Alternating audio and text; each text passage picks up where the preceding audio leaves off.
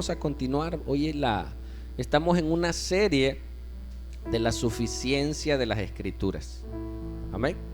Y hoy el tema que vamos a desarrollar dice: la estrella de la mañana de la Reforma. Dice, bueno, ¿qué ese tema qué es?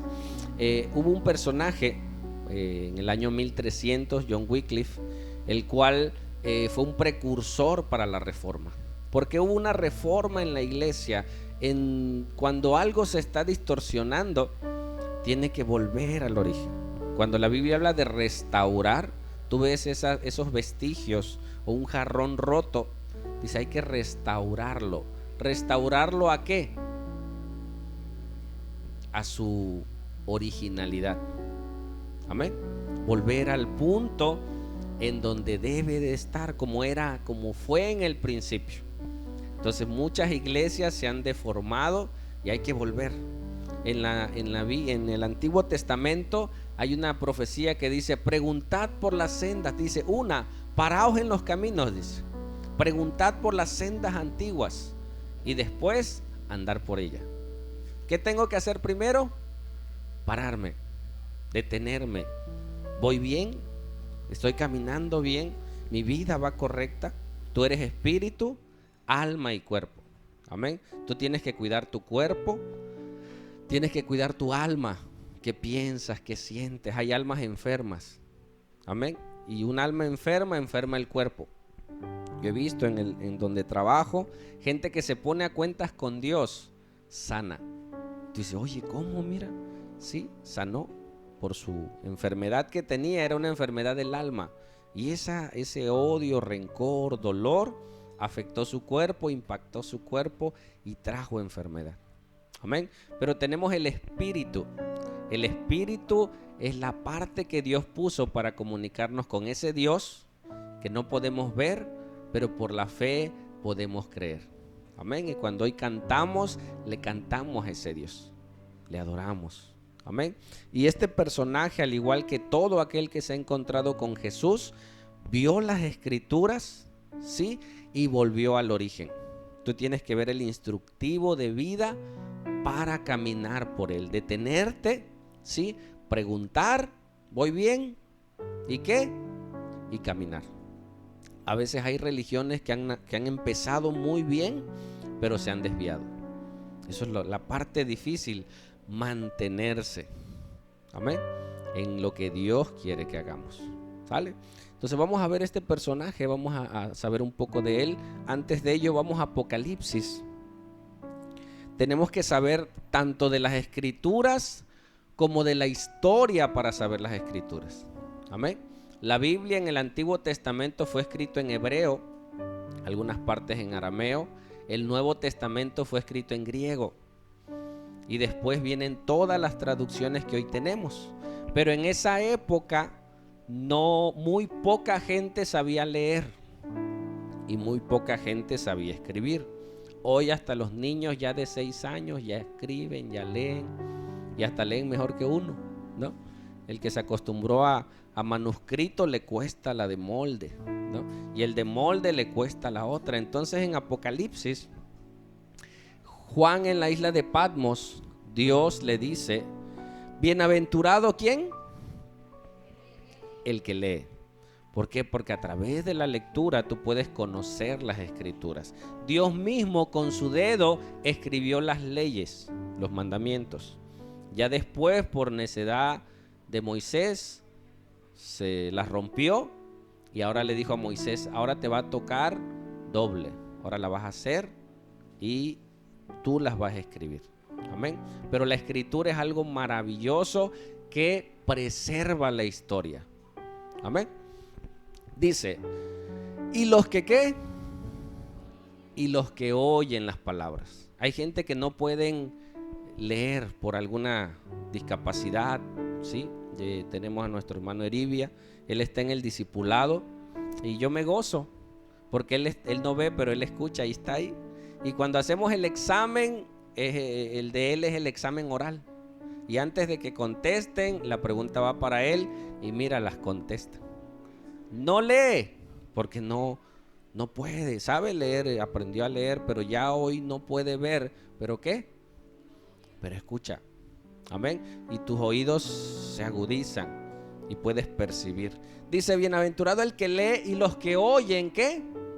Las palabras de esta profecía, y no solo la leen y la oyen, ¿qué? Y guardan las cosas que en ellas están escritas, porque el tiempo está cerca. Si en Apocalipsis ya decía, ya el tiempo está cerca, hermanos, apresúrense, hoy está más cerca su venida. Amén. Así como un día se fue y los discípulos estaban esperando y dijeron, ¿vieron cuando Jesús ascendió en el libro de Hechos? 2 ángeles les dijeron, hey, ya no miren al cielo, pónganse a trabajar, porque así como se fue, vendrá. ¿Cuántos lo creen? Tú puedes creerlo por la fe. Un día el Señor vendrá. Antes de ello seré arrebatado. Dice, eso es locura. Sí, es una locura para los que no entienden estas cosas. Pero nosotros por la fe lo creemos, vivimos, y gente aún dio su vida por esa locura. Amén. Entonces, si tú lees y si tú oyes, ya estás bendecido. Amén. Gloria al Señor. Ahora hay que leer. Si sabes leer, hay que leer, hay que escuchar y hay que hacerlo. Seguimos. Mire, este personaje fue en el año 1330 cuando él nace y muere en 1384. Este hombre fue uno de los reformadores, fue la base para John Hus, que vimos la semana pasada, y para Martín Lutero 200 años después. Pero ya para esa época ya la iglesia se había deformado, ¿sí? La iglesia había caído en lo que caen muchas personas, en el poder. ¿El dinero es malo, hermanos? No, dice, lo malo es el amor al dinero. Hoy la alabanza me bendijo. Dice, pon tus ojos en Cristo y lo terrenal, ¿qué? Se va a ir. Este cuerpo se va a desgastar, las cosas se deterioran. Si no pintas tu casa, se va, ¿sí? Y todo quedará. Pero Dios prometió que esta alma es eterna y que está preparando una morada en el cielo para aquellos que crean en Él. Y esa voz ha estado resonando desde años, ¿sí? Y John Wycliffe, este personaje, me impacta porque él escribió y sus escritos aún siguen vigentes y ayudó para hacer la obra. Se sabe poco de su infancia. Nació en Inglaterra, no se dice mucho, dice que tuvo muchos hermanos, pero se empieza a tomar datos de cuando empezó en la Universidad de Oxford en 1365. Él fue licenciado en teología y siguió estudiando y se hizo en el 1372 doctor en teología.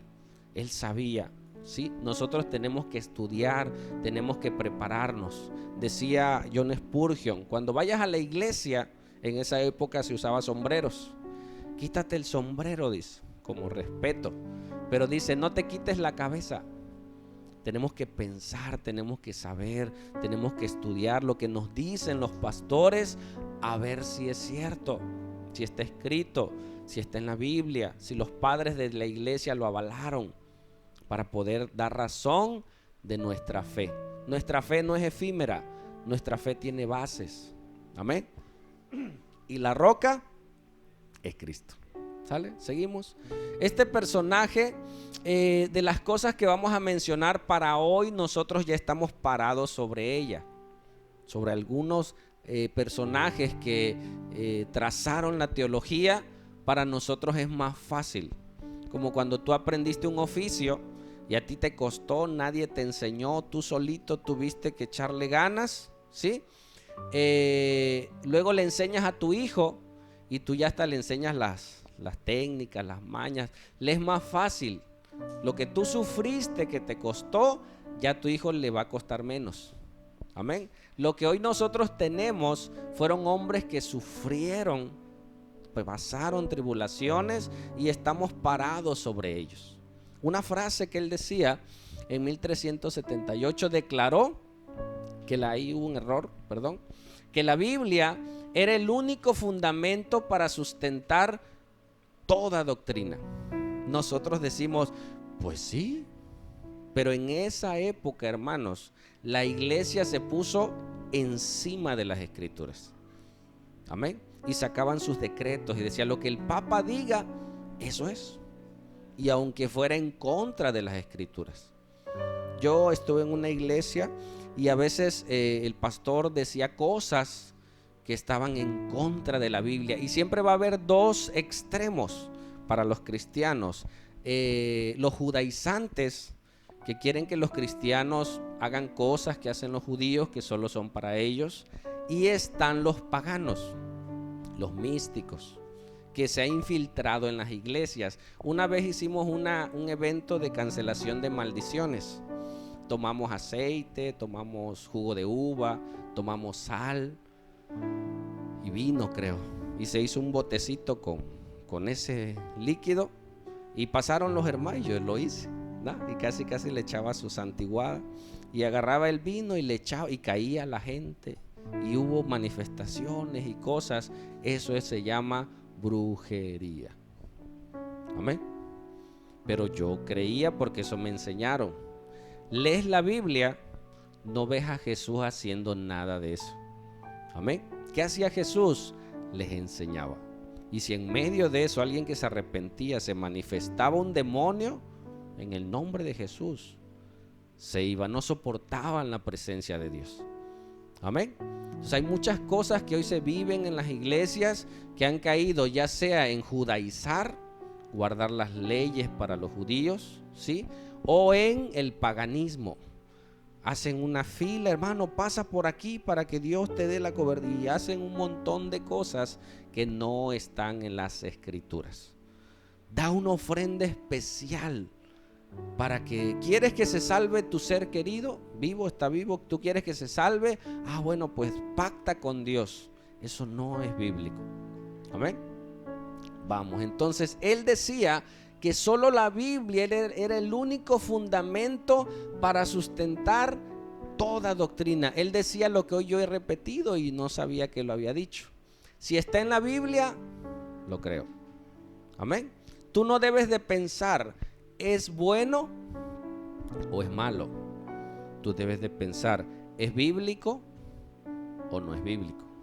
Amén. Y si es bíblico, tiene que ser bien interpretado, porque te pueden desviar con un texto a hacer cosas que no deben de ser.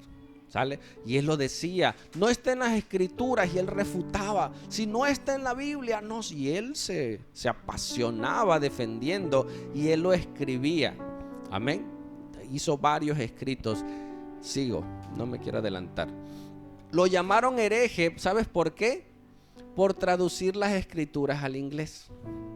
La escritura en esa época, la Biblia que estaba en auge, era la Vulgata Latina.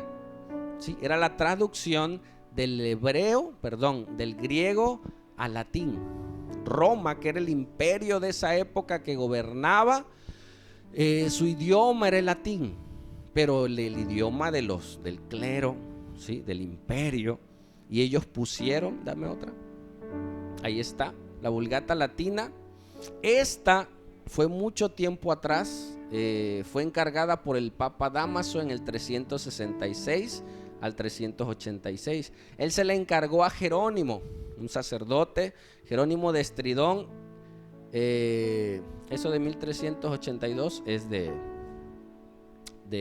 cuando Wycliffe hizo la traducción al inglés.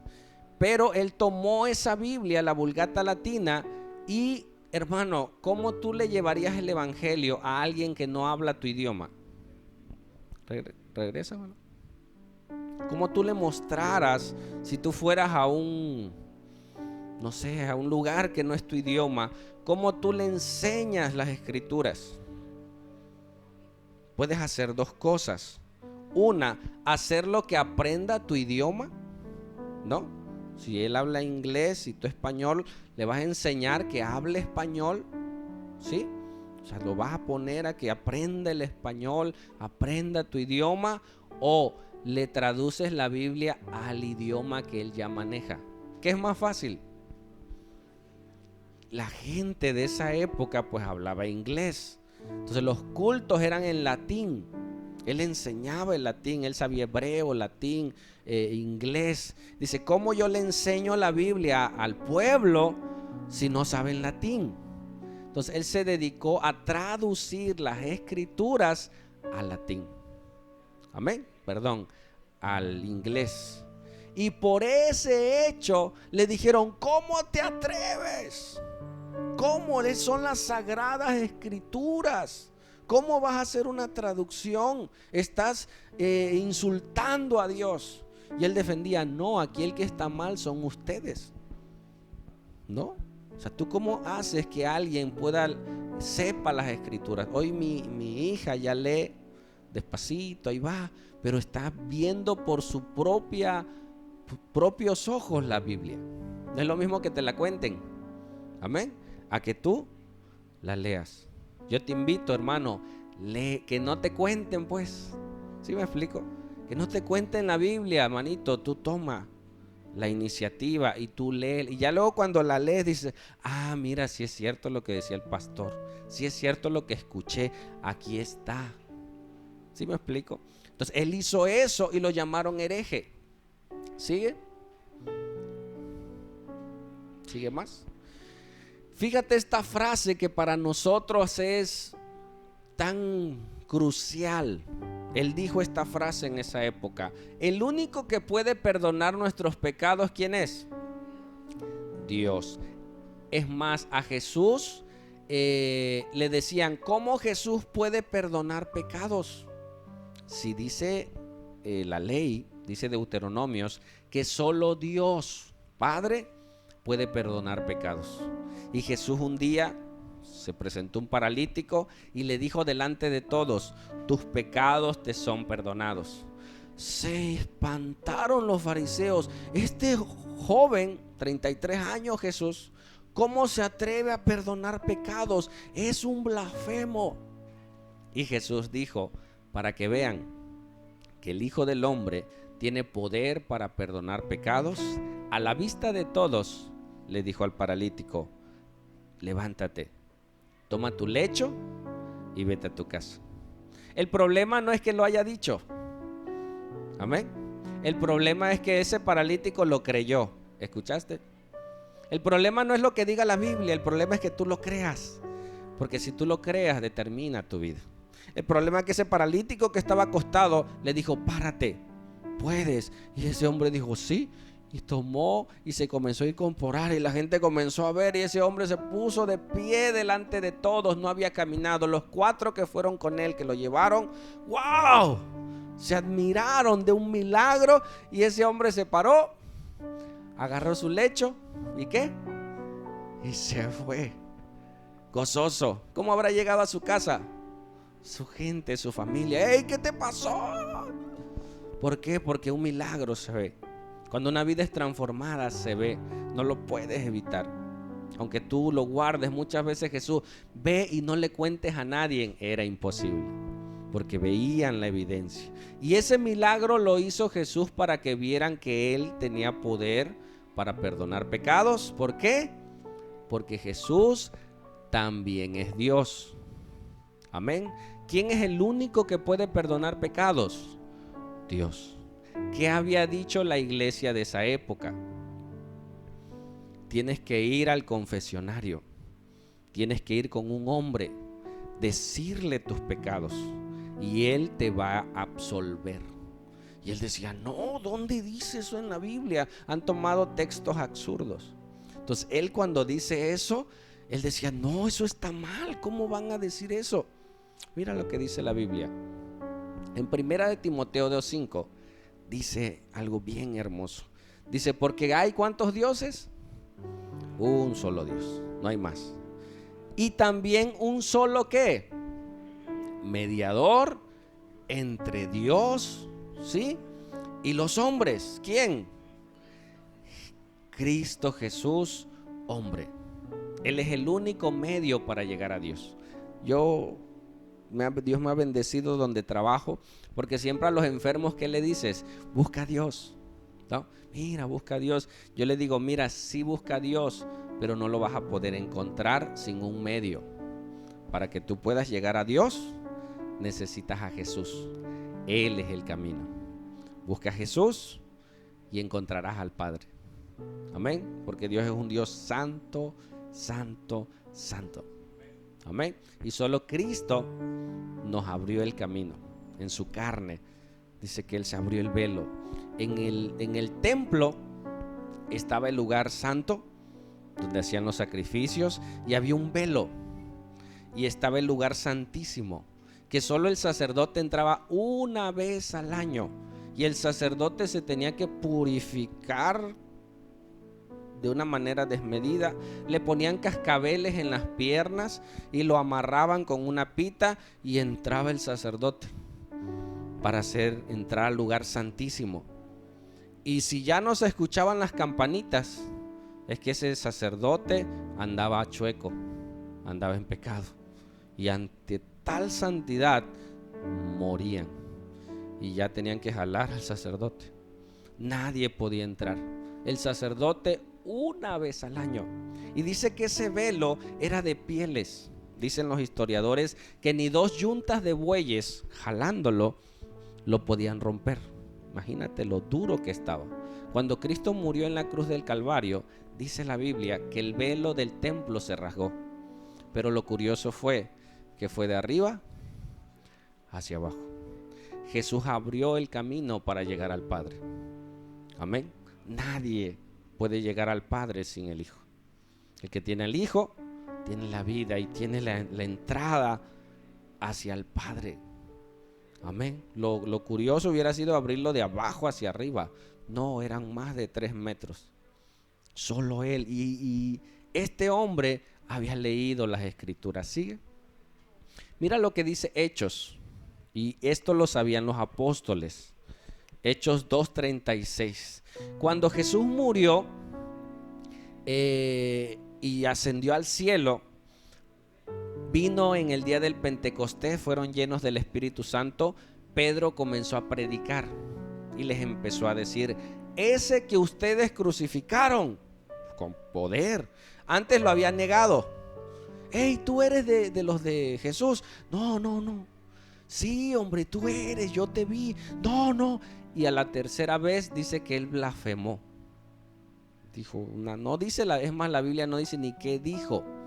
Ha de haber sido una frase ofensiva. Dice: si eres, porque tú andas como ellos, caminas como ellos, pareces de ellos. Y cuando él blasfemó, dijeron: no, entonces no. No, un cristiano no dice tantas groserías. Y cuando él dijo eso, sonó el gallo, cantó el gallo. Y ahí se sintió, porque Dios le dijo que antes que el gallo cantara, le iba a negar 3 veces. Amén. Ese Pedro no estaba lleno todavía del Espíritu Santo. Ahora, lleno del Espíritu Santo, él se atrevió a hablar a multitudes. Amén. Tomó valor y se atrevió a hablar a multitudes. Y dice: sepa pues con certeza toda la casa de Israel, que este Jesús, a quien ustedes crucificaron, dice, Dios le ha hecho Señor, dueño. Y Cristo es un título. Amén. Significa el ungido. La Biblia hablaba que iba a venir el Cristo, el ungido. Por eso decimos nosotros Jesús, que significa Salvador, y Cristo, que es el título. A veces nosotros repetimos Jesucristo.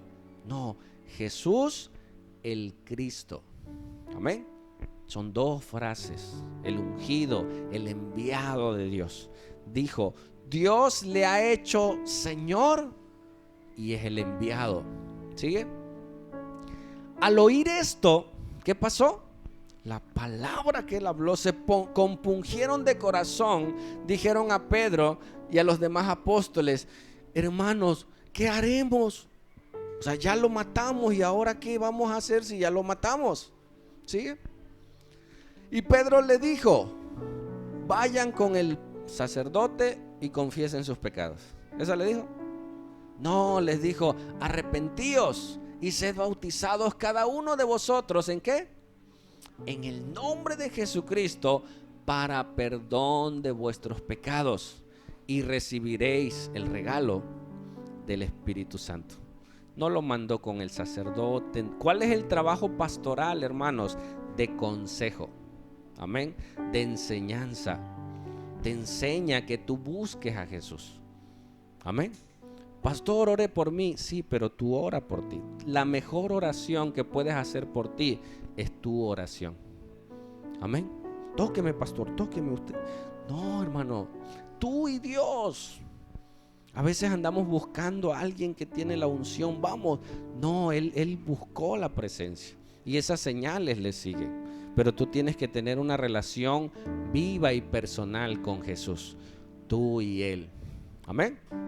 Chico, en primera de Juan 1:9, igual Juan lo dice, fíjate, ya lo dijo Pablo, ya lo dijo Pedro, le dijo a ellos, y Juan también lo dice. Dice, si confesamos nuestros pecados, ¿a quién? A Jesús, a Dios. Dice, Él, con E mayúscula, hablando de Jesús, que es fiel. Dios es fiel, nosotros tristemente somos infieles. Y aparte, es justo. Amén. Para perdonarnos los pecados. ¿Y qué? Y para limpiarnos de toda maldad. El pecado ensucia, el pecado contamina, ¿sí? ¿Qué es lo peor? Ayer le dijimos a los chicos del anexo, ¿qué es lo peor que le puede pasar a un ladrón que roba por primera vez? ¿Qué es lo peor que le puede pasar? Y ellos comentaron, no, pues que lo agarren, que lo metan a la cárcel. Le digo, no. Lo peor que le puede pasar al primer ladrón, o sea, su primer robo, es que le salga bien, que no lo cachen. ¿Por qué? Porque aparentemente no hubo consecuencias físicas, pero hubo consecuencias en su corazón. Su corazón se endureció, amén, y se vuelve astuto. El que adultera por primera vez y nadie sabe, disfrutó el pecado, pero hay consecuencias. Su corazón se endureció. Al rato saldrán las consecuencias. Amén. Porque el pecado ensucia. Entonces, cuando yo voy a Jesús, le pido perdón, Dios es fiel y justo para perdonarme. No porque lo merezca, porque Él es bueno. Y aparte, me limpiará de mi maldad. Tu mente es limpiada. Nuestra mente se corrompe cuando vemos cosas que no debemos. Luego quieres orar y ahí están esas imágenes de cosas que vimos. Amén.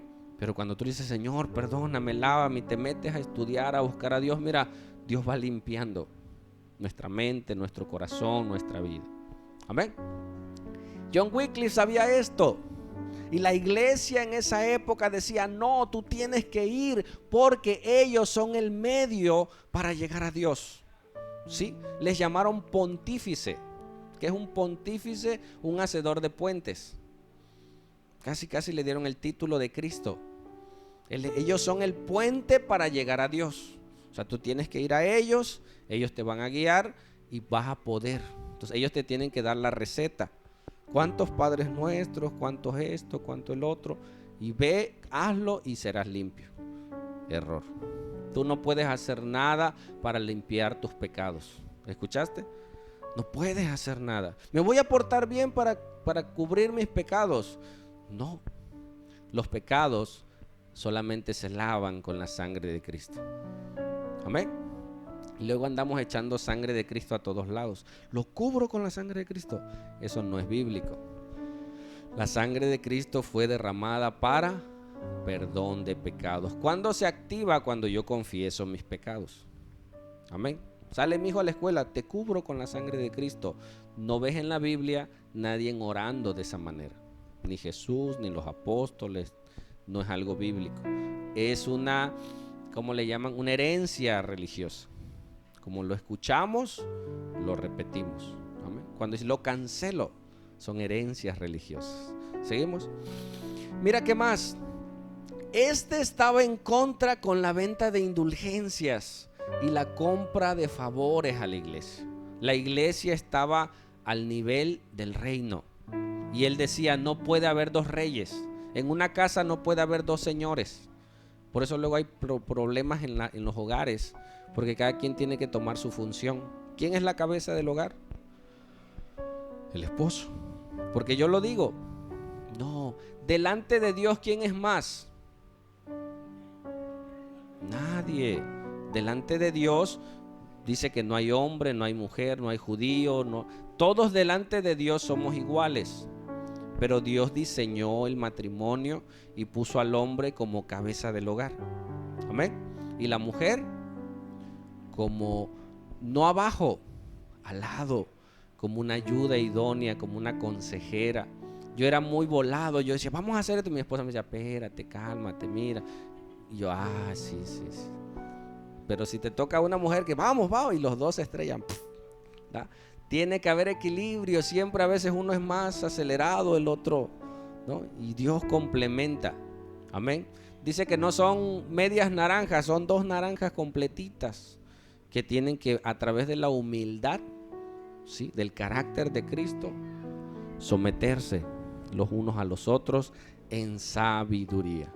Amén. Solo en Cristo es posible, porque cuando estaba solo era un pecador. Te casas, ahora son 2 pecadores en una casa. O sea, hay una lucha, hay una guerra ahí, y tengo que entender mi posición delante de la autoridad. Amén. Yo puedo apelar a la autoridad, sí. Si veo que mi autoridad está mal, puedo apelar. ¿Cómo? Con sabiduría. Oye, viejo, o bien, yo creo que estás mal. Antes de eso, ora. Amén. Porque a veces uno se enciende, ora, dile, Señor, ayúdame, mira. Te cuento algo, lo he platicado, pero viene a colación.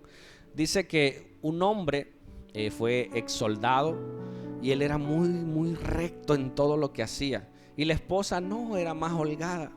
Entonces ellos tenían una pasta de dientes cuando se cepillaban, y el esposo le gustaba la pasta de dientes de abajo para arriba, ¿no? Y la esposa venía donde la agarrara, y llegaba el esposo y, oye, mira la pasta de dientes tiene que... Y era un pleito la pasta de dientes. Pequeñas cositas, se divorciaron, pero tuvieron una hija.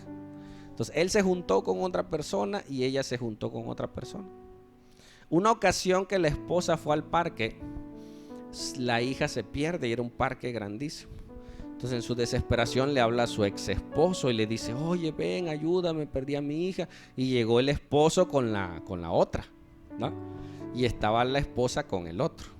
Y los hombres maduros dicen, pues vamos a buscarla. Y se quedan las 2 mujeres, ¿no? Y ya la esposa primera le dice, ¿qué? ¿Y cómo te va con ese hombre? Bien, dice, bien. Oye, ¿y cómo te va con la pasta? ¿Cuál pasta? La pasta de dientes. Dice, ¿sabes qué? Mira, él tiene su pasta y yo tengo mi pasta. Y asunto arreglado. Tú aplástale como quieras, ¿no? Y el otro, ¿te gusta así? Bueno, así. Hay cosas que podemos llegar a acuerdos. Amén. Dios nos da la sabiduría y tenemos que pedir la sabiduría en cosas a veces tan sencillas, pero que a veces por orgullo, por muchas cosas no nos deja, nos impide. Amén.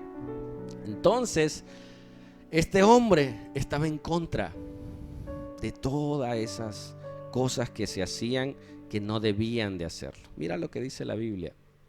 En Hechos 8:17, la clase pasada mencioné sobre la simonía. Había un hombre llamado Simón, era un mago, y él hacía negocio con la magia. ¿Sí? Los engatusaba y tenía al pueblo embobado, les sacaba el dinero y todo. Llega el evangelio, hasta este hombre empezó a ir a la iglesia, el Simón. Dice, entonces le imponían las manos y recibían el Espíritu Santo. Y eso era impresionante, la gente se liberaba, la gente recibía la paz de Dios. Y Simón veía, dice, oye, esto está bueno. Dice, cuando Simón vio que el Espíritu Santo se daba por la imposición de las manos de los apóstoles, ¿qué hizo? Les ofreció dinero. Oye, quiso hacer negocio con las cosas de Dios. Con las cosas de Dios no se hace negocio, porque son de Dios. Amén. Quiso hacer negocio y le dice, oye, dame eso que ustedes tienen y yo le doy dinero. ¿Para qué? Para que yo también haga dinero. Amén. Hay gente que les invierte al negocio. ¿Por qué? Pues porque quieren más, ¿no? Dice el siguiente, diciendo, dadme también a mí esa autoridad, de manera que todo aquel sobre quien ponga mis manos reciba el Espíritu Santo. Y la gente me va a comenzar a seguir, porque hay gente que le gusta, ¿no? Sigue. Mira la actitud de Pedro. Entonces Pedro le dijo, ¿qué qué? Que tu plata, ese término perecer es destruir. ¿Sí? Ese término dice que tu plata perezca contigo, porque pensaste que podías obtener el don de Dios con dinero. Hermano, no se compra. Si tú llegas a dar una ofrenda a la obra, ten en mente, hay una línea bien delgada entre en que tú le das a Dios y tú le das a los hombres. Si tú le das a los hombres, tú estás esperando la recompensa o el puesto religioso dentro de la iglesia, ¿sí? Pero cuando tú le das a Dios, tú sabes a quién le das. Tu ofrenda es para Dios y sube como un aroma agradable.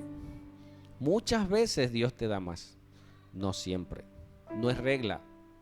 Amén. Muchas veces, si tú le das a Dios, Dios te va a dar más. A veces sí, porque Dios ve un corazón noble, un corazón dadivoso y que dice, vamos a darle porque este hombre, esta mujer da para la obra y ayuda, no solo para la obra, ayuda, hace, y Dios prospera, porque si en lo poco eres fiel, en lo mucho te pondrá.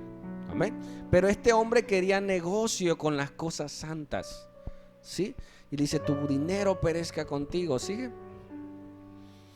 No tienes parte ni suerte en este asunto, porque tu corazón no es recto delante de Dios. Él ya iba a la iglesia, pero todavía su corazón estaba desviado.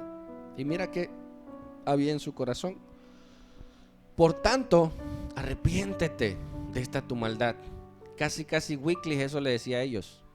Ustedes, señores, hacen negocio con las indulgencias. Arrepiéntanse, dice, y ruega al Señor que si es posible, imagínate, Pedro dice, si es posible, se te perdone el intento de tu corazón. ¿Sí? Sigue. Porque veo que estás en hiel de amargura y en cadena de iniquidad. O sea, este hombre, como le perdió el negocio, como era brujo, ya no pudo engañar a la gente, perdió su negocio. Entonces, pero su corazón estaba, él quería todavía seguir teniendo el monopolio en esa ciudad. Su corazón tenía que ser cambiado. Amén. Esta gente, y pasa hoy en día en algunas iglesias, gracias a Dios no en todas, que el dinero es el que mueve a las iglesias. Si tienes, pásale, hermano, véngase por acá. Si no tienes, allá atrás, sácale esa. No hay. Tenemos que ser como Cristo. ¿Cuál era el modelo de Wycliffe? Era Jesús. Él veía a Jesús, lo que dice la Biblia de él, y veía a los potentados papas. Decía, no se parecen, no tienen el carácter de Jesús. Fíjate que nosotros moldeamos, nosotros somos modelo para la gente. Yo le prediqué a un joven, amigo mío de la secundaria. Yo usaba una pulserita de oro, ya no la uso. Yo le predicaba y le daba discipulado. A los días ya él traía una pulsera. Se infiere que era una cadena, porque se veía que le dio 2 vueltas y la amarró con un hilito, como que la tenía ahí arrumbada, la rescató. Y otro detalle por ahí, que así como yo andaba, él comenzó a tomar esa parte. Yo lo noté. Yo no uso reloj, bueno, reloj a veces por mi trabajo, pero yo no uso nada de oro. Y no porque me estorban, yo para comer me quito todo, hasta el reloj, luego los pierdo, luego me regañan. Pero por ese hecho, hermanos, tú modelas a las personas. Los líderes modelan. Al rato tú quieres ser, como el pastor, así. No, tú tienes que ser como Cristo. Y yo no uso nada, ¿no? Ya ni tengo. Y no quiero comprar, pero ¿qué te quiero decir? Tú moldeas a Cristo. Tú presentas a Cristo a la gente. Y no te estoy diciendo que andes todo sucio, todo, no. ¿Sí me explico? O sea, tu vida, tu manera de ser, de andar, la gente te ve y si andas bien, quiere ser como tú. Pablo decía, imítenme a mí porque yo imito a Cristo. Yo no lo puedo decir. Pablo sí. Amén. Que tú puedas decir, mira a tus hijos, sígueme, yo sigo a Cristo.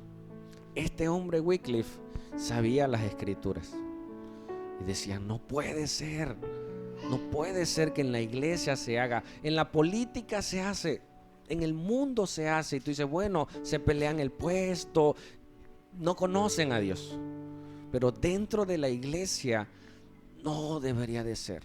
Y él era una voz resonante en ese tiempo. Y mira que él hizo discípulos con esa línea. Escribió varios panfletos, varios libros. Y en esa época no había imprenta, entonces todo era a mano. Amén. Y los daba y la gente decía, oye, ¿y lo puedo volver a copiar? Sí, cópialo. Y comenzó a extenderse los escritos de John Wycliffe, las interpretaciones de la Biblia y la gente, los análisis que él hacía. Y eso no le gustaba al clero. ¿Cómo? Oye, ¿cómo te atreves a decirme las cosas? Amén. Y lo excomulgaron. ¿Seguimos? También refutó la doctrina de la transustanciación en muchas cosas que él hizo. ¿Qué es la transustanciación, hermanos? ¿Alguien sabe? Lo que hace la iglesia tradicional. Y no estoy ofendiendo a nadie, hermano. Estamos volviendo a las escrituras. Los sacerdotes, ellos por el año 600 creo, dijeron que esa transustanciación, que tú tomas la hostia y que ellos oran a Dios y Jesús entra en la hostia y entra en el vino. Entonces tú te comes la carne, tú te comes a Jesús y te tomas su sangre. Él dice, eso es imposible, eso es brujería, eso no está en la Biblia. Porque Jesús lo dijo, esto es cuando en la última cena, Él lo dijo, hagan esto en memoria de mí, como un recordatorio. ¿Qué te recuerda cuando traes el anillo? Es un recordatorio, estás casado, muchos se lo quitan, ¿no? No, póntelo, yo ya lo perdí, ya casi me divorcia, perdí mi anillo. Ok, entonces él atacó eso. ¿Por qué? Porque no está en la Biblia. Amén. Pastor, ¿está en la Biblia? Sí, camina por él. Si no está, deséchalo. Mira lo que dice Levítico 17:10. Dios no se puede contradecir a sí mismo. ¿Me explico? Si cualquier varón de la casa de Israel o de los extranjeros que mora entre ellos comiere alguna sangre, yo pondré mi rostro contra la persona que comiere sangre y la cortaré de entre el pueblo. ¿Qué quiere decir esto? Lo quitaré, lo desecharé del pueblo. Dice el 11, porque la vida de la carne es la sangre, porque la vida de la carne en la sangre está, y yo os la he dado para hacer expiación sobre el altar por vuestras almas, y la misma sangre hará expiación de la persona. Amén. O sea, la Biblia decía que no debíamos de comer sangre. En ningún momento habla de la transfusión de sangre, lo que toman los testigos de Jehová. No, hermano, porque dice la Biblia. Sí, hablaba de qué? Hablaba de canibalismo. Gente que sacrificaba personas y se bebía su sangre. Eso era abominación, porque la sangre fue puesta de los animales para expiación. Dice, y en la sangre está la vida. ¿Qué es esto? Tú te haces un análisis de sangre y tu sangre te dice cómo estás. Ahí te dice cuánto está de colesterol. Dice, tiene sangre en el colesterol. Ya no tiene colesterol en la sangre. Y ahí te dice cómo está tu glucosa. En tu sangre está la vida. Te dice cómo estás, cómo debes, de qué te falta calcio, te falta potasio, te falta algo. Porque en la sangre está la vida. Amén. Entonces, si la ley dice que no debes de comer sangre, ¿cómo Jesús iba a pedirle a sus discípulos que se comieran su sangre? ¿Sí me explico? ¿Qué estaba haciendo Jesús? Jesús estaba diciendo, haciendo una figura de su sacrificio. Amén. Siguiente. Bueno, lo leo otra vez. Dice, por tanto dije a los hijos de Israel, y era una ley, ninguna persona entre vosotros comerá sangre. Pero te decía, mataban a la persona y se bebían su sangre. Dice, tampoco comerán sangre ningún forastero que se siente entre vosotros. Siguiente. Porque yo recibo... Bueno, hasta ahí. Ese es de Corintios. Bájalo, regrésalo. Entonces la ley decía que no. ¿De dónde toman que deben comer la sangre y el cuerpo de Cristo? De los evangelios, ¿sí? Y en Corintios Pablo también lo menciona. Ahora sí, dame Corintios. En primera de Corintios 11:23, siempre trae donde anotar, hermano. Por si no la subimos la prédica, tú la analizas en tu casa. Dice, Pablo está hablando y le dice, porque yo lo recibí del Señor, lo que también os he enseñado. Lo que recibí lo enseño. Dice que el Señor Jesús, la noche que fue entregada, ¿qué? Entregado, tomó el pan. ¿Seguimos? Y habiendo dado gracias, ¿qué hizo con el pan? Lo partió y dijo, tomad. Empezó a repartir el pan en la mesa. Comed, esto es mi cuerpo que por vosotros es partido. Hermano, ¿el pan era su cuerpo? No, él estaba ahí, él estaba repartiendo, él estaba haciendo una figura porque para el pueblo judío se manejaban de esa manera. Hacían figuras, altares, cosas que representaban algo. Hoy ya no hay tales representaciones como ellos la hacían, ¿sí? Haced esto, ¿qué? En memoria de mí. Cada que tomamos la cena del Señor, nosotros estamos recordando, hermanos, al sacrificio tan grande que Jesús hizo. Amén. A Él no solo lo mataron, o sea, lo ahorcaron o le volaron la cabeza, a Él lo sacrificaron. Él derramó toda su sangre como pago para tu rescate y el mío. Amén. Cada latigazo tan ofensivo era que dice que con un palo, con una corona de espinas, le pegaban en la cabeza. Pero él estaba de espaldas y le golpeaban, ¡pah! Y ellos atrás se burlaban y decían, a ver, ¿quién te pegó? Si eres el Hijo de Dios, dinos. ¿Y qué hacía Jesús? Como cordero mudo, fue llevado al matadero. Él no dijo nada, porque él murió como hombre. ¿Le dolió?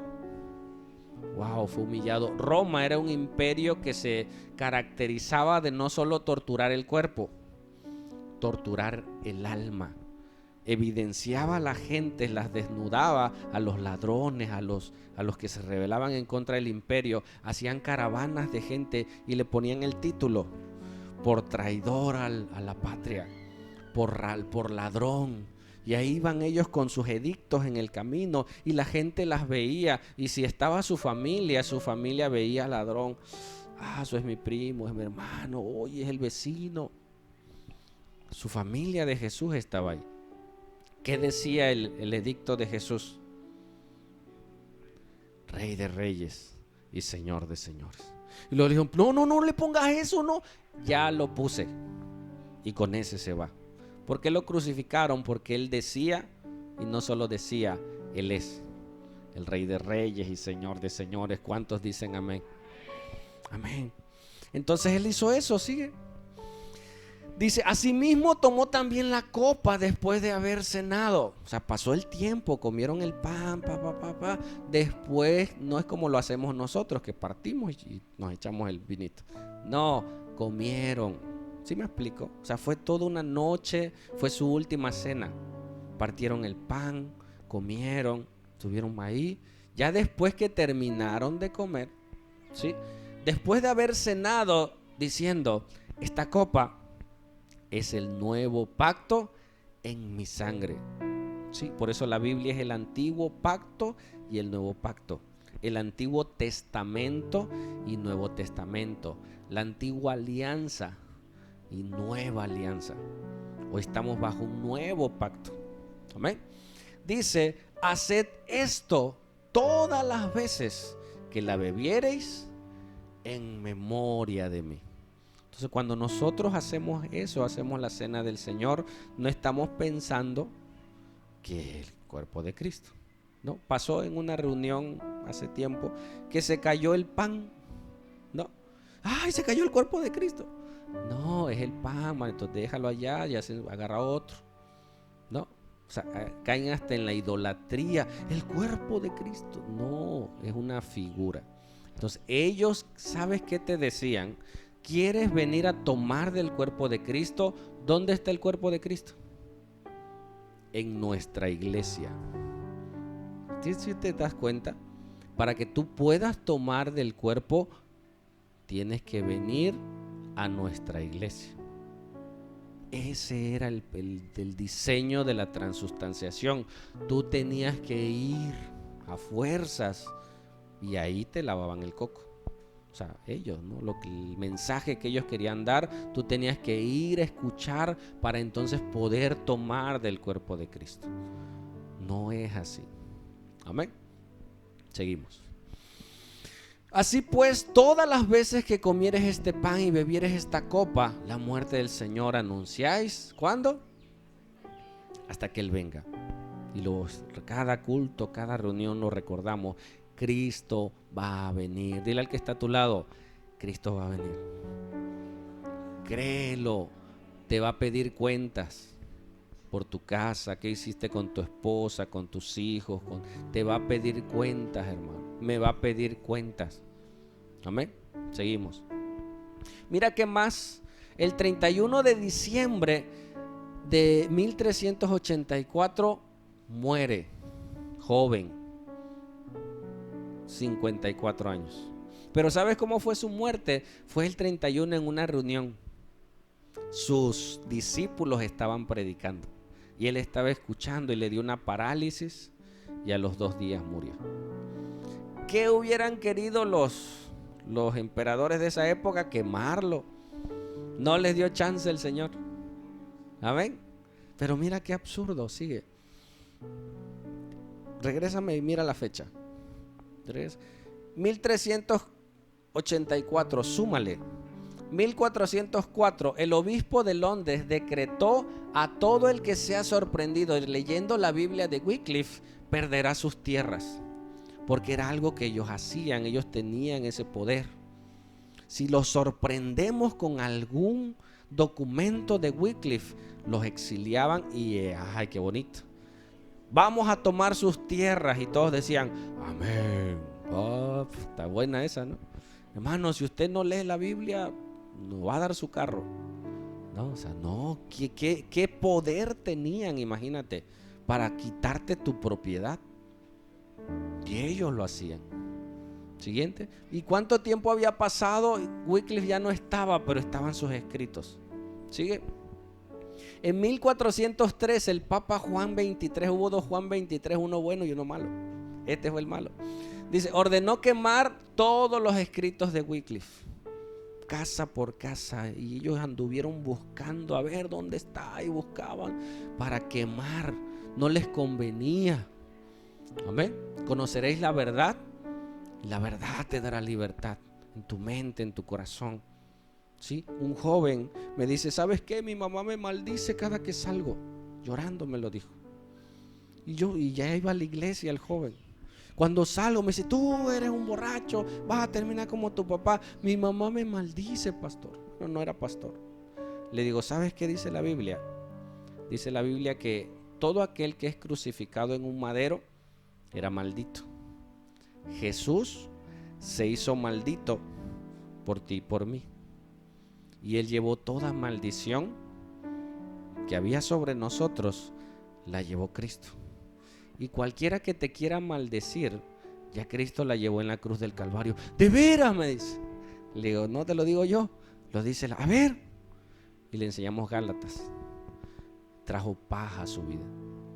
Hermano, si te han maldecido y tú tienes a Cristo, tú eres libre. Amén. Vas a ser igual que tu padre. Dile, yo voy a ser como Cristo. Amén. Yo lo creo, yo lo vivo, yo camino en esa verdad. Tú hazlo, porque la verdad nos hará libres. ¿Sigue?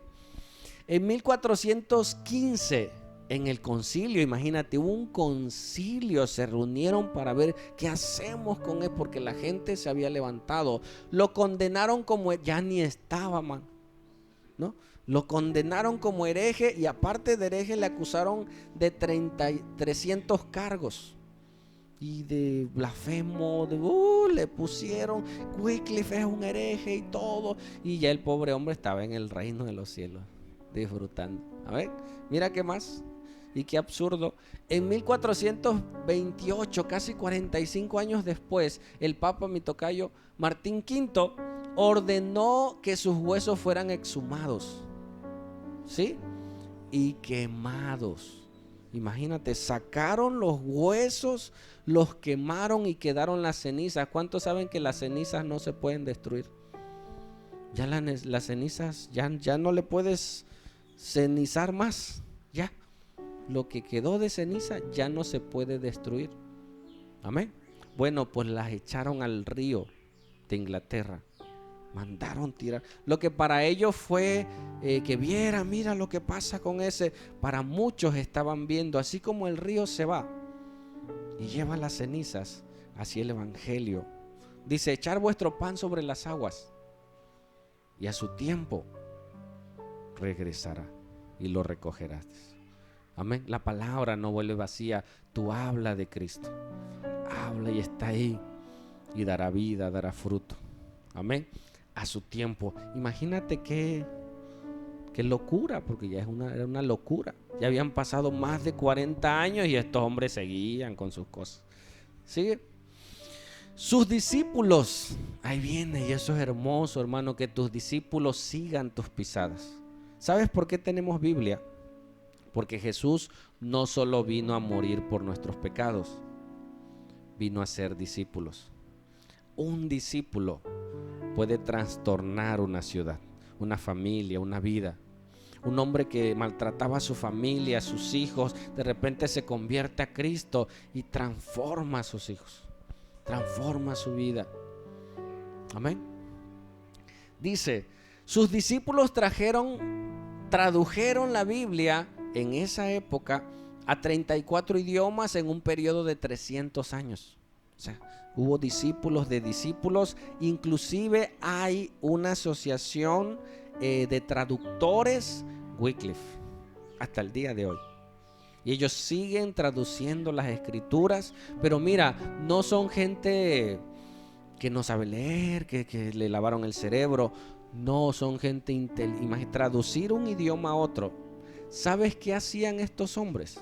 Y lo siguen haciendo. Se van a las comunidades, aunque ni siquiera tienen letra. Aprenden el idioma y le hacen la escritura. Amén. Los dialectos los hicieron, les dieron letra a sus dialectos para que ellos los pudieran leer y pudiera prevalecer esa palabra en esos lugares. Y ellos lo siguen haciendo. Imagínate, sigue. En 1947, 42, se fundó en el Instituto de Traductores John Wycliffe y han traducido la Biblia a más de 500 idiomas y dialectos, lo que te decía. Amén. Y ellos siguen haciendo. Pero te digo, alguien inteligente, alguien con posición, porque esta gente era gente ilustrada, dejaba a su familia. Amén. Dejaba su comodidad y se iba allá a los pueblos a las sierras, daban su vida para que otras gentes recibieran el evangelio. Dios estableció la salvación a través de la iglesia. Amén. Mucha gente me ha dicho, a ver, y esa gente que está allá en el cerro, que nunca ha escuchado de Dios, ¿qué con ellos? Es responsabilidad de la iglesia llevarles el evangelio. Él dijo, me seréis testigos en Jerusalén, en Judea, en Samaria y hasta lo último de la tierra. Pero es que allá no, la gente es pobre y la ofrenda, no. Yo no voy a recoger ofrenda allá. No, ellos pagaban sus viáticos, sus pasajes. A veces Dios te prospera para eso. Amén. Tú tienes recursos para ir y llevar el evangelio porque cuesta. Nosotros vamos a predicar a un anexo. Ahí no hay ofrenda, hermano. Termina el culto, los saludamos, hermanos, Dios les bendiga. No nos dan ni nada, al contrario, yo le digo a la encargada, le digo gracias. No, gracias a ti, gracias por permitirme predicarles a ellos. Y hay hermanos que van con nosotros. Vamos, pastor, sí, no, yo no puedo, pero vamos los que podemos y llevamos el evangelio. ¿Qué despierta en mí? Algo que desde que yo me convertí ha venido a hacer un ministerio de evangelismo. Tengo ese deseo, capacitarnos, lo hemos estado haciendo a pequeña escala, hermanos dispuestos. A veces quieres y a veces no quieres, ¿no? Sí, hermano, vamos. Y a la mera hora, no, es que no, hermano, cuesta. Esta gente dejaba su comodidad para irse a las rancherías, sin agua, pasando, pero ¿cuál era su anhelo? Ellos entendían, amén, que había un cielo y que había un infierno y que ellos tenían la verdad en sus manos para predicarle a esa gente. Amén. Seguimos. ¿Conoces este personaje? ¿Quién es? Bueno, Dios lo usó a este hombre, al general Lázaro Cárdenas. Este hombre en su sexenio, porque fue corto, este hombre hizo un trato con el Instituto Wycliffe para que ellos alfabetizaran. O sea, el Instituto Wycliffe no se ve como algo religioso. ¿Sí me explico? Es una institución de traductores, ¿sí? Eruditos. Entonces, este hombre hizo un acuerdo con esa institución para que alfabetizaran a los de las rancherías, principalmente a la zona sur. Pero ellos dijeron, sí, vamos, pero con una condición, que les enseñemos a leer con la Biblia. Y dijo que sí. Y el evangelio llegó a estos lugares. Tú a veces vas, yo a veces he ido a lugares y digo, mira que hay una iglesia. Hay gente que ha dado su vida para llevar el evangelio. Y uno que está con el Netflix, pues échate una serie, sí, échate, vale, mano. Échate una noche, una serie de Netflix, pero al otro día párate y ve a predicar. O sea, no satanizar, ¿verdad? Sí, o sea, no vas vete al cine un día con tu familia, pero no dejes de predicar. ¿Sí me explico? No es que estés allá en las rancherías todo el día, no. Aparta un tiempo, el tiempo es valioso. Si tú no lo apartas, te lo gastas. Tú aparta, ¿qué días? Un día a la semana voy a predicarle a alguien. Amén. Un día a la semana los lunes sale y tú agendas. Los lunes yo tengo que salir a hablarle a un vecino, a hablarle a un amigo. Invierte tu vida a hablarle a la gente de Cristo. No puedes ganar a todos, a uno. Amén. Te cuento una historia para terminar. Dice que había un jovencito que él vivía cerca de la playa y cada que iba a la escuela le gustaba la playa y se quitaba siempre sus zapatitos y se metía en la arena y ya después salía y se volvía a poner los zapatos y se iba a la escuela. Todos los días ese era un placer que él tenía, caminar en la arena, y se iba. Una noche dice que hubo una tormenta impresionante, truenos, lluvia terrible, y él en la noche veía los truenos. Al otro día se calmó Cuando él sale, pasa por la playa y dice que vio infinidad de estrellas de mar, que el oleaje las sacó a la arena. Y este jovencito las vio y él sabía que iban a morir porque el sol las iba a matar. ¿Cuántos saben que las estrellas de mar están vivas? ¿Sí? Entonces él dijo, no, se van a morir. Y él se quitó sus zapatos y comenzó a agarrar las estrellas y las empezó a tirar al mar. Y a lo lejos venía un señor ya grande y vio al jovencito desesperado tirando las estrellas, y se acercó y le dice, oye muchacho, hey muchacho. Y él afanado le dice, hey, no te afanes, dice, mira, y toda la playa, mira, entre tantas estrellas tú no vas a hacer la diferencia. Mira, vete a la escuela, deja de andar perdiendo tu tiempo. Dice que el niño lo volteó a ver, se agachó y agarró una estrella y le dijo, Señor, es verdad, dice, entre todas ellas no seré la diferencia, pero para esta sí. Y la tiró al mar. Hermano, a lo mejor no cambies al mundo. Hay tanta maldad, hay tantas cosas que hay. Tú ves cada día, dice que la maldad irá en aumento. Amén. Pero que tú no sabes si al que le predicas sea un gran evangelista. Tú no sabes. Y a veces peleamos por cosas tan insignificantes. Hay algo que se llama recibe el agravio. ¿Qué es esto? Si alguien te ofende, déjalo pasar, para que no evites que el evangelio siga. Me ofendieron, oye, ¿por qué me ofendieron a mí? Hey, traga el agravio. Que el nombre de Cristo no sea vituperado por mi conducta, porque mi conducta, la Biblia es la verdad, pero yo soy el vehículo de la verdad. Entonces, si yo estoy mal, la gente me ve. Y si yo hablo de Cristo, me mide. Cristo cambia. Y tú dices, ¿y dónde está pues? Si tú dices que Cristo cambia, ¿por qué no te cambia? Si tú dices que Cristo transforma, pues yo no veo un transforme. No, yo no veo eso en ti. ¿Cómo tú me dices que Cristo cambia, mami? Si en ti no es verdad. Nosotros modelamos a Cristo. Este hombre trascendió. Amén. Y eso a mí me impresiona.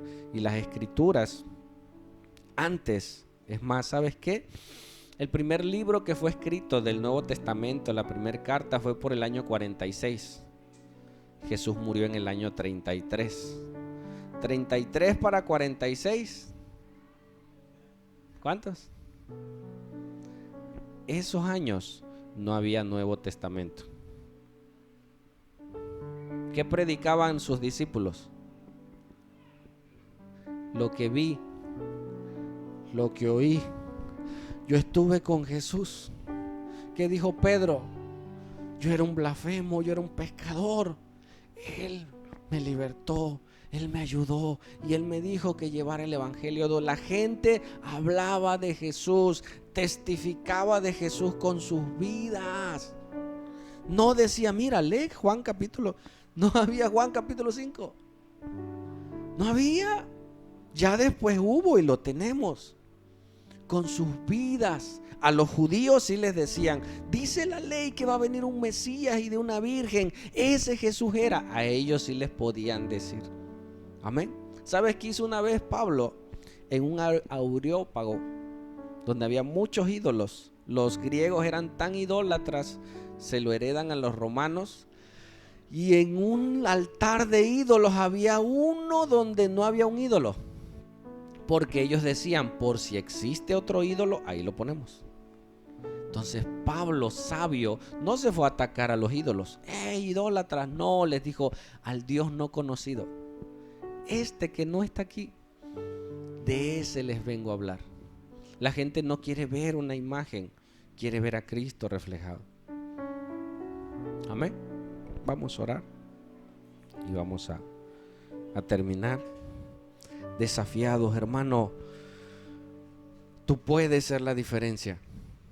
Wycliffe fue la diferencia. Él no se imaginó que hoy íbamos a hablar de él. Amén. Él no sabía todo lo que iba a suceder.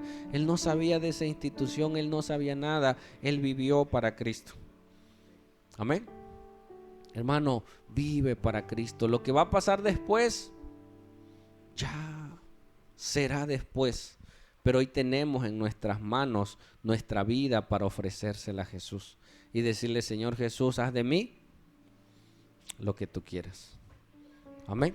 Y conozcamos más a Jesús. Padre, gracias, Señor. Gracias porque tú eres bueno. Gracias por tu palabra. Gracias por tu sacrificio. Porque te destronaste del cielo. Viste nuestra condición de pecadores, que nunca podríamos salir de esa condición. Tú viniste a morir por nosotros. Te encarnaste en una virgen. Por 30 años no dijiste nada hasta que hiciste tu ministerio público. Te sometiste por amor y obediencia y diste tu vida por ti y por mí. Gracias, Jesús, por ese sacrificio. Y levantaste discípulos. ¿Cuántos hoy en su corazón pudieran decir: yo quiero ser un discípulo de Cristo? Señor, si no hay ese deseo y quieres, porque a veces quieres en tu mente, pero no hay ese deseo, tú dile: Señor, pon en mí ese deseo de ser como Cristo, de ser un discípulo tuyo, de hacer la obra. Si su propósito solo fuera salvarnos, el día que creíste te hubieras ido al cielo. Pero su propósito no solo es salvarte, es que tú salves a otros, es que tú cumplas el propósito de Dios en su vida. Padre, presento hoy a tu iglesia, presento hoy a este pueblo, Señor. Presento hoy a los que nos visitan. Que tu presencia venga sobre sus vidas. Que tú les convenzas de pecado, de justicia, de juicio. Lo que impide que nosotros testifiquemos con mayor poder es nuestro testimonio, Señor. Jesús hablaba como aquel que tenía autoridad, porque Él hablaba y actuaba. Señor, que seamos de ese calibre, que no solo hablemos, vivamos tu palabra. En el nombre de Jesús, amén.